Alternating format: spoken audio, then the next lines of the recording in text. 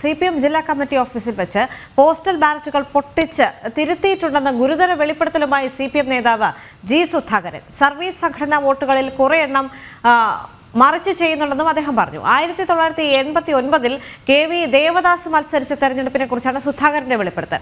ആലപ്പുഴയിൽ NGO union പരിപാടിയിലായിരുന്നു സുധാകരന്റെ പ്രസ്താവന.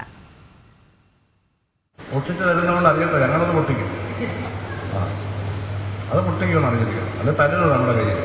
നമ്മുടെ എന്താ നേരിട്ട് പോസ്റ്റ് ചെയ്തു. നിങ്ങളുടെ എല്ലാം MSCയുടെ വലിയ നേതാവായിരുന്ന KST ജനറൽ ദേവദാസിനെ ഇവിടെ പാർലമെന്റിൽ ആരും അറിയത്തില്ല. അദ്ദേഹത്തെ ഒരു മനുഷ്യനും അറിയത്തില്ല, ഒരാൾക്കും അറിയത്തില്ല. അവിടെ നിന്ന് രാമേന്ദ്രപിള്ള എന്നെ പറഞ്ഞ് മത്സരിപ്പിക്കാൻ പറഞ്ഞു. ഞങ്ങൾ ഏറ്റുവാങ്ങി. വെറും 11,000 വോട്ടിനാണ് തോറ്റത്. സുജാത 70,000 വോട്ടിന് തോറ്റെടുത്ത് ആര്യപ്പോൾ 70,000 തോറ്റെടുത്ത് വെറും 12,000 തോറ്റത്. അത്ര വലിയ പ്രവർത്തനമായിരുന്നു. എൻ്റെ ഗുരുദാസനോട് ഓട്ടം പറഞ്ഞൊരു ഇതടിച്ച് എല്ലാ വീടും ഭിത്തിയാലും പൊട്ടിച്ചു കൊടുത്തു. ആ ഇലക്ഷൻ പോസ്റ്റർ ബാലറ്റ് നമ്മൾ വിചാരിച്ചത് ഒരുപാട് പോസ്റ്റർ ബാലറ്റ് കിട്ടും സ്ഥലത്ത്.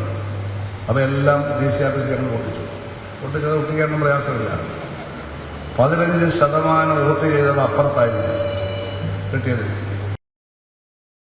നിഷ ദിലീപ് ചേരുന്നുണ്ട് വിവരങ്ങളുമായി. നിഷ, വളരെ ഗുരുതരമായ ഒരു വെളിപ്പെടുത്തലാണ് ജി സുധാകരൻ ഇപ്പോൾ നടത്തിയിരിക്കുന്നത്. മാത്രമല്ല, ഇലക്ഷൻ കമ്മീഷൻ ഈ വിഷയത്തിൽ കേസെടുത്താലും പ്രശ്നമില്ല എന്നാണ് അദ്ദേഹം പറയുന്നത്, അല്ലേ?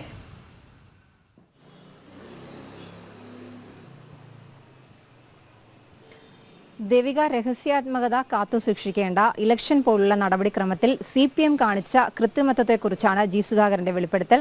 89 തെരഞ്ഞെടുപ്പിൽ, പാർലമെന്റ് തെരഞ്ഞെടുപ്പിൽ അന്ന് KV ദേവദാസ് ആലപ്പുഴയിൽ നിന്ന് മത്സരിച്ചപ്പോൾ CPM നടത്തിയ തിരിമറി, അതായത് പോസ്റ്റൽ ബാലറ്റുകൾ പൊട്ടിച്ച് തിരിമറി നടത്തി എന്നാണ് അന്ന് തെരഞ്ഞെടുപ്പിന്റെ ചുമതലയുണ്ടായിരുന്ന ജി സുധാകരന്റെ വെളിപ്പെടുത്തൽ. ഇലക്ഷൻ കമ്മീഷൻ തനിക്കെതിരെ ഇനി കേസെടുത്താലും യാതൊരു കുഴപ്പവുമില്ല എന്നും കൂടി ജി സുധാകരൻ പറഞ്ഞിട്ടുണ്ട്. എന്തായാലും 89 ചെയ്ത ആ ഒരു കൃത്രിമം വളരെ ഗുരുതരമായ ഒരു കാര്യം തന്നെയാണ്. പോസ്റ്റൽ ബാലറ്റ് അന്ന് KV ദേവദാസിന് ലഭിച്ച സർവീസ് സംഘടനാ വോട്ടുകളിൽ 15% അദ്ദേഹത്തിനെതിരായിരുന്നു. ആ വോട്ടുകളാണ് തങ്ങൾ തിരുത്തിയത് എന്നുള്ള കാര്യമാണ് ജി സുധാകരൻ പറയുന്നത്. CPM തെരഞ്ഞെടുപ്പിൽ കാണിക്കുന്ന കൃത്രിമത്വത്തെക്കുറിച്ച് തന്നെയാണ് മുതിർന്ന CPM നേതാവും മുൻ മന്ത്രിയുമായ ജി സുധാകരൻ വെളിപ്പെടുത്തിയിരുന്നത്.